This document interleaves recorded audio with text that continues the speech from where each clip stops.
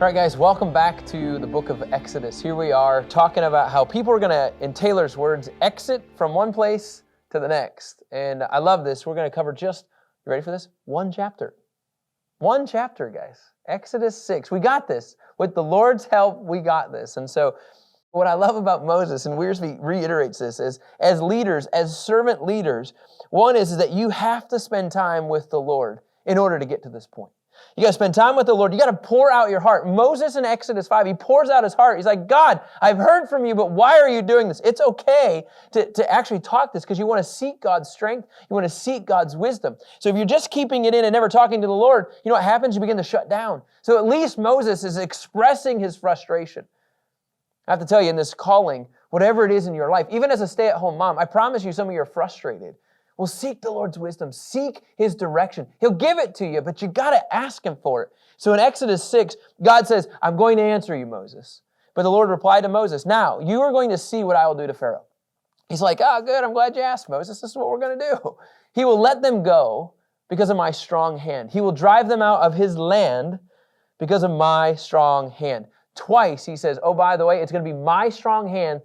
Don't you kind of picture like him twisting Pharaoh's neck? Just like, I got it. Listen, over the course of time, you're going to just see the Lord is just like, I got this. And in fact, seven times in this God answering prayer to Moses, he says, I will. I love this. So Kevin, verse 2, then God spoke to Moses, telling him, I am Yahweh. You know, it's likely that Moses heard the voice at this time audibly. You know, you think about this. I mean, it's not like they're, I don't know. It's not like I don't think he's just hearing it internally. Would you guys agree? Any thoughts? I think it's an audible voice. Yeah, I think it is too. I want to say this. You know, remember in Genesis, we're basically transitioning from Abraham now to Moses. I know you've got Abraham, Isaac, and Jacob.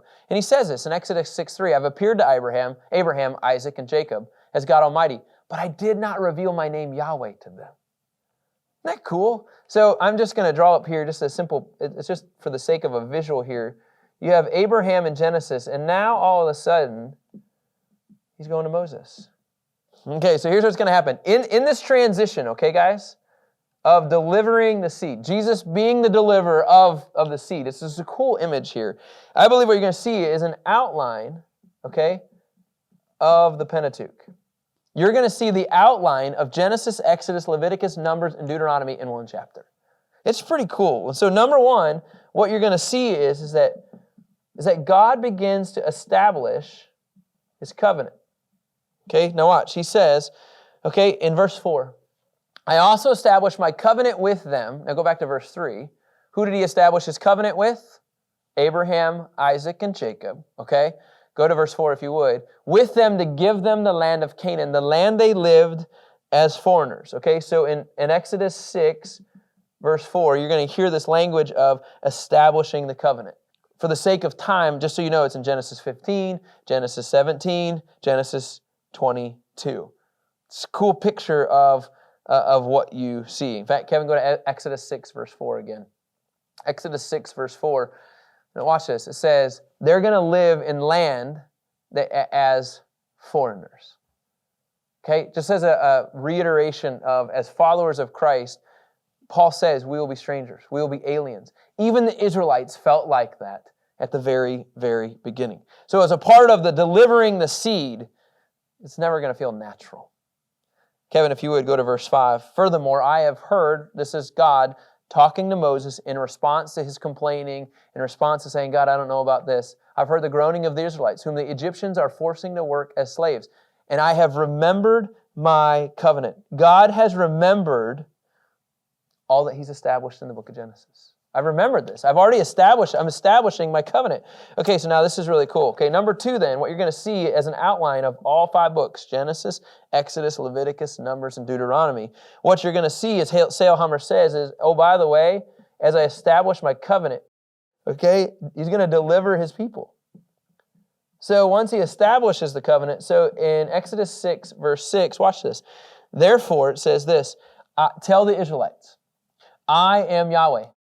I will deliver you from the forced labor of the Egyptians, and free you from slavery to them. I will redeem you with an outstretched arm and great acts of judgment. So what you're saying is I'm establishing His covenant, and then I'm going to deliver my people. I'm delivering your people I'm going to have them exit. That was for you, Taylor. I'm going to have them exit from one place to the next. I'm going to deliver you from this. So God is going to eventually deliver His people. That's what you see in the 5 books of the Pentateuch. It's a pretty cool picture. Establish His covenant, deliver His people. Okay, now let's keep going here. Kevin, if you would, go to verse 7. Scripture says, I will take you as my people, and I will be your God. You will know that I am Yahweh your God, who delivered you, this is cool, from the forced labor of the Egyptians. So I will take you as my people. Sailhammer says another major component is, I'm going to adopt you as His nation. Exodus 6, verse 7. And again, you guys, do you not just see over and over, like, this is the pattern that's starting to unfold for the new covenant? Does that make sense? So I'm establishing my new covenant with you. I'm going to deliver you. Remember in Luke 4. Is that Luke 4? Why am I drawing a blank here? Yeah, Luke 4, he says, when he's quoting Isaiah 60:1. I'm just going to go there real quick. In Luke 4, where it says, the Spirit of the Lord is on me because He's anointed me to preach good news to the poor. He has sent me to proclaim freedom to the captives. So like His whole point is that He wants to set people free. He wants to deliver people from captivity. He wants to set free the oppressed. He wants to bring sight to the blind. And so this image of the deliverer it's really a foreshadow of what's to come. It's a cool image. And then in verse 3, I'm going to adopt Israel as my own nation. And what do we know? We know that in the new covenant, again, I want you to understand, this here, He is talking about the Israelites. There's no questions. He's talking about the Israelites, He's talking about His people, but He's establishing this even in Exodus 6 to Moses, because Moses was complaining, I don't know if I can do this. And He's like, no, you can. I'm going to give you the big picture right here. And then obviously you guys know we've been adopted in. How cool is that? We've been adopted into Christ. And so again, I'm just trying to show a picture of the bigger mindset of what this is pointing to. And then if you would, the fourth and final one in verse 8 of Exodus 6, verse 8, this is a really cool image. He says, oh, by the way, remember the 7 I wills, I'm going to bring Israel, and this is what you see all the time, into promised land. So He says, I'm going to establish my covenant. I've established my covenant already with Abraham and Isaac. I'm going to deliver my people. I'm going to adopt Israel as my own. And by the way, I'm going to bring them into the promised land. This here, you guys, is the summary of the Pentateuch. Thus concludes the Old Testament teachings. Well, we'll start New Testament tomorrow. No, but He says, I'm going to bring you to the land that I swore to give it to Abraham, Isaac, and Jacob, and I'll give it to you as a possession. I am Yahweh. Look, I don't want to date this and talk about certain presidents and certain situations that are going on. So I just don't want to date everything when you're listening to this. I just want to let you know that land is super important in Israel. When you begin to give up land, you're going against the covenant that God established in the Pentateuch. And so that's why, as believers in Yeshua, believers in the Messiah, in Jesus Christ, we want to support, okay, you ready for this? That Israel actually keeps the land. That actually Israel gets the land. Why? Because He says it's going to happen. It might be messy, it might be ugly, it might not be pretty, there might be a lot of fighting. I'm just telling you that God said this is going to happen. So in verse 9, if you would, Kevin, Moses told this to the Israelites. Hey guys, I'm going to reiterate what I just heard from God. But they didn't listen to Him because of their broken spirit and hard labor. Now remember, the context that we are in right now, they have not been set free yet. So as they're working their tail off, as they're laboring, as they're trying to find straw, all of these different things, right? I don't want to listen to it. What do you mean you're going to give us land, Moses? You've already caused enough problems. Interesting enough, verse 10. Then the Lord spoke to Moses. It's kind of like, well, here we go again. And the Lord spoke to Moses, go and tell Pharaoh, king of Egypt, let the Israelites go from the land. But Moses said in the Lord's presence, if the Israelites won't listen to me, in other words, if my own people won't listen to me, then how will Pharaoh listen to me, since I am such a poor speaker? In other words, hey, the Israelites didn't listen to me because I didn't talk well. And I'm pretty sure that those guys aren't going to listen to me either. I don't know. I love it when you pull out the classic weak cards or the victim cards, right? Problem is the Lord doesn't really care about this right now.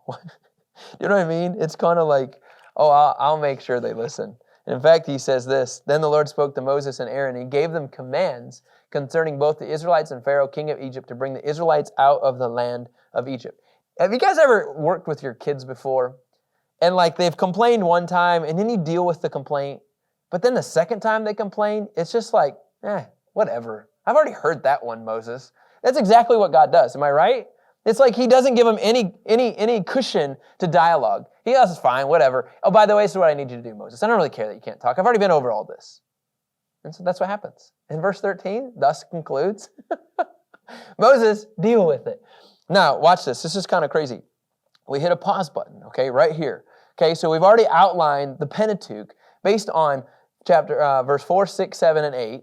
Moses goes and tells the Israelites who are working their tail, they go, I don't want anything to do with this. And then Moses says, there's no way this is going to work. I can't deliver this. And then all of a sudden we take this radical, and in verse 14 we have a genealogy, 6 generations of genealogy. And I want to read this because I think this is really cool. These are the heads of their fathers' families. The sons of Reuben, the firstborn of Israel. Hanak and Palu, Hezrah and Carmi. These are the clans of Reuben. Now, you guys, it's been a while, right, since we've got into any PG-13 stuff, right? And so here we go again, right? So first of all, Reuben, let's test our Jeff Hart friend here. Do you remember who his mother is? Who's Reuben's mom? First one, remember? Is it Leah? Leah, it was. Okay, good job. Man, that was almost Taylor-esque right there. All right, so Reuben, though, but what was Reuben's problem? Do you remember what he did?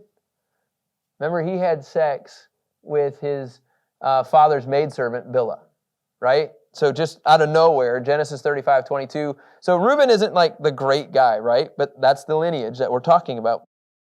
So Simeon here, you guys remember what he did in Genesis 34? Remember his sister? He killed all that. Yeah, he killed Shechem, right? And so Reuben and Simeon, they still have some serious issues, okay? So let's read this one. Jemuel, Jamin, Ohad, Jachin, Zohar, Shaul, the son of a Canaanite woman. These are the clans of Simeon. Now let's go to verse 16. These are the names of the sons of Levi. So now we have another son, okay, Levi, according to their genealogy. Now Levi, okay, we're going to get into this. According to their genealogy, Gershon, Kohath, and Merari. Levi lived 137 years. Now, Levi was a part of what Simeon did, remember, in Shechem, and these two guys ended up killing all of the Shechemites. Remember that? They had them circumcised, they cleaned house. But now Kohath, I know this is like, well, this is a lot here. Okay, so Levi had 3 sons, right? And it said Gershon, Kohath, and Merari. I don't know if I'm saying that right. I know I'm not, but okay, Kohath over here.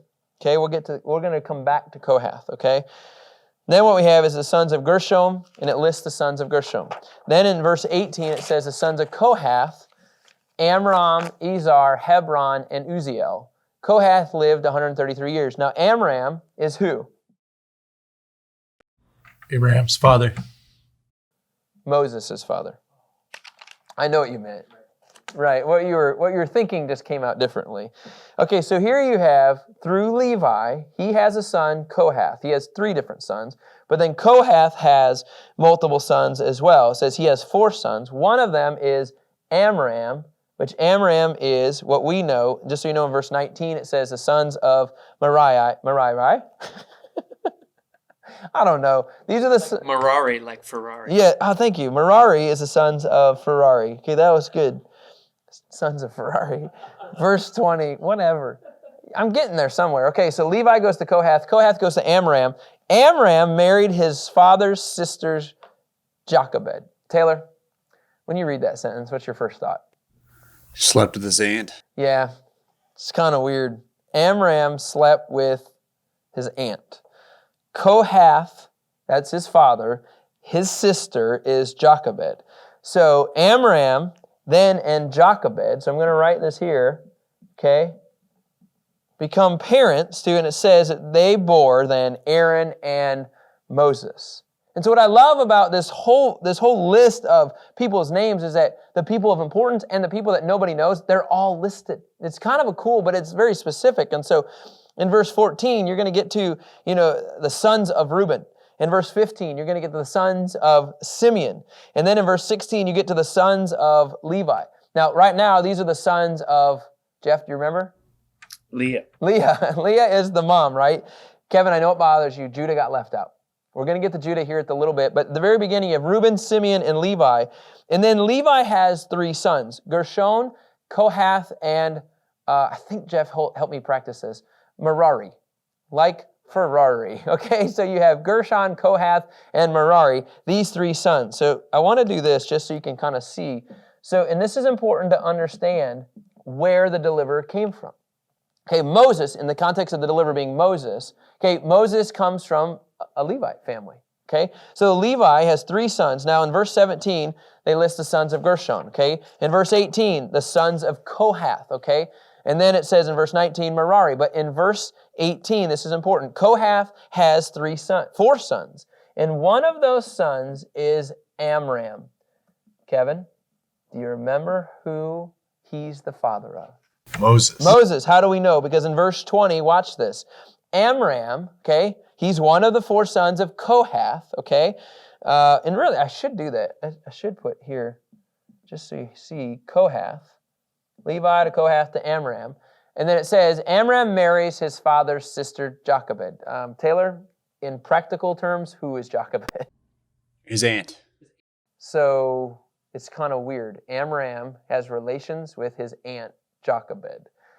And then she bore 2 sons. So Amram and, I'm going to put Jochebed's name here. Amram and Jochebed, they have 2 sons. Aaron, and we now know, right, Taylor? Aaron is older. And then you have Moses. Now, I will get to this. Does anybody know the name of their daughter? Miriam. Miriam. Good job, Kevin. She's actually really important. And how do we know? Kevin, can you go to Micah 6:4?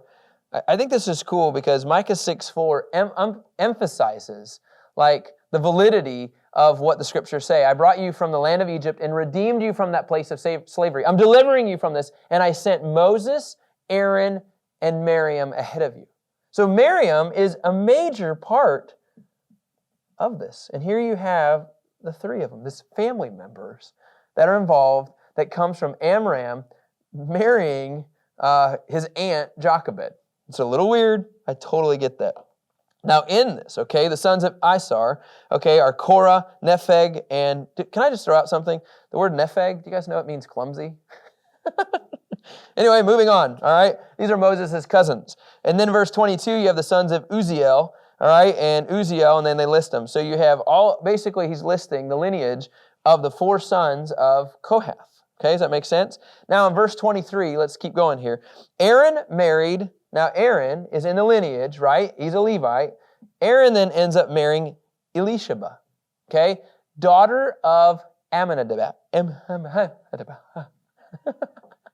Amminadab, sister of Nahshon. She bore Nadab and Abihu. Isn't he in Aladdin? Ah, yes, this is totally Disney character, straight out of Aladdin and Lion King. So anyway, here's what you have. Why do I want to mention? Okay, Aaron married Elisheba, and she is the daughter of Amminadab. Amminadab is okay, you get my point, right? It's a well-known family in a tribe of Judah.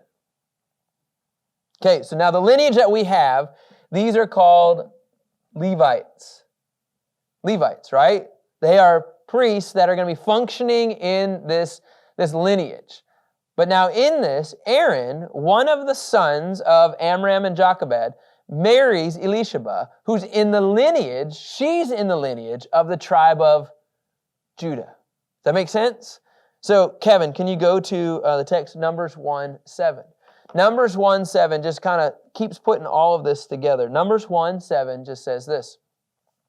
Nahshon, son of Amminadab from Judah. Kevin, go to verse 2.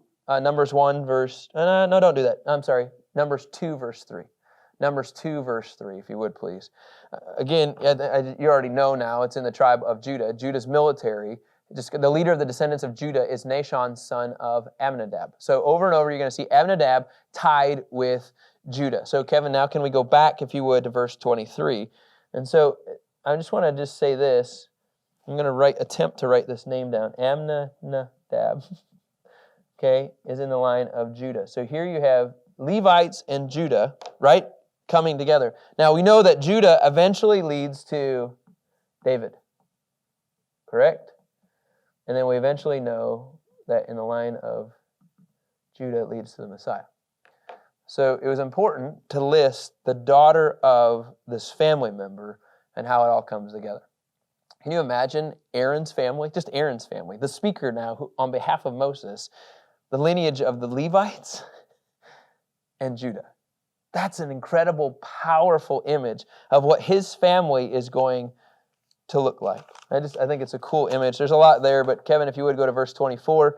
Then it says, the sons of Korah. Now we know that the sons of Korah, okay, again, constantly talking about this imagery here. The sons of Korah are Aser, Elkanah, and Abiasaph. Do you guys remember who Korah is? You guys remember who Korah is? If you go all the way back to, let me go here real quick. This is actually kind of a cool picture, and I just didn't want to overlook this one. Do you see in verse 21, the sons of Issar? The sons of Issar are Korah, Nepheg, and Zikri. Remember the cousins? Nepheg means clumsy, right? Okay, Korah now. Now we're going to talk about the sons of Korah. Now, you guys remember that Korah they led a rebellion against Moses. In Numbers 16, we're going to get to that. Korah led a rebellion against Moses. And then what happened? That whole group was literally wiped out. Do you remember this? The Korah crew was wiped out, but the sons would survive the judgment. I want to go there for a second. This is cool. Numbers 26, verse 11. Okay, so you have Korah, one of the cousins, okay, bad, turned away from the Lord, rebelled against Moses. But the sons of Korah in that did not die. So all the family died, but not the sons of Korah. The reason I'm saying this is for one reason. Some of you have a lineage that's not good. Some of you have family members or grandparents that never knew the Lord, actually denounced the Lord, denounced the Messiah. You denounce everything about Jesus. Your lifestyle reflected the world, the flesh. You might even worship Satan. I'm just saying. But it's cool because the sons of Korah, if you are a son, your identity is not in your family. Your identity is not in your parents. It's who you are in the Lord. I know that's drastic, but I'm just telling you, the sons of Korah to me give us hope. Korah went against Moses. And yet the sons of Korah, you guys, they wrote a family. Kevin, go to Psalm 84. Do you guys realize that 3 Psalms, Psalm 84, 85, and 87, were written by the sons of Korah? And so now all of a sudden they're writing, they're a famous musical family. I don't know how to describe this, is that the sons of Korah survived everything that their father did wrong. And I just want to point that out. It's like you're reading through genealogy and you're kind of like, wait, I could have missed that. And I just want to give you hope. Some of you, your family doesn't want to set you free, but you know who you are in the Lord. And the sons of Korah are a great example in this genealogy. In verse 25, Aaron's son, I'm in Exodus 6, Aaron's son Eleazar. So we know now that Aaron ends up having a son. He marries the daughter of Abinadab, just so we're on the same page. But then that Aaron and the daughter, they have a son, and his name is Eleazar. Eleazar married one of the daughters of Putiel, and she bore him Phinehas. The only thing I'll say is that I think this is interesting. Putiel, you guys, just so you know, it means Ethiopian or black man. Okay, so there's just a lot of imagery of how things begin to happen. And these two then bore a son, Phinehas. Phinehas was a hero in Numbers 25, who he killed Zimri and a Midianite woman who had sex in a tabernacle. Phinehas came in and cleaned house. These are what we would consider the heroes and the heads of the Levite family. There's a lot here. But I just feel like in Exodus 6, Moses wrote it for a reason. So I don't want to miss the named people that we don't know anything about. And yet at the same time, to go back to Exodus 6, 4, 6, and 7, and 8, we have an outline of all of the covenant, all of the outline of the Pentateuch. And so it's an incredible picture. And I just want to close with this, is that if you go to verse 26 and 27, it was this Aaron and Moses whom the Lord told, bring the Israelites out of the land of Egypt according to their divisions. In verse 27, Moses and Aaron were the ones who spoke to Pharaoh, king of Egypt, in order to bring the Israelites out of Egypt. So you're just doing a quick summary of, by the way, Moses and Aaron, you're the guys.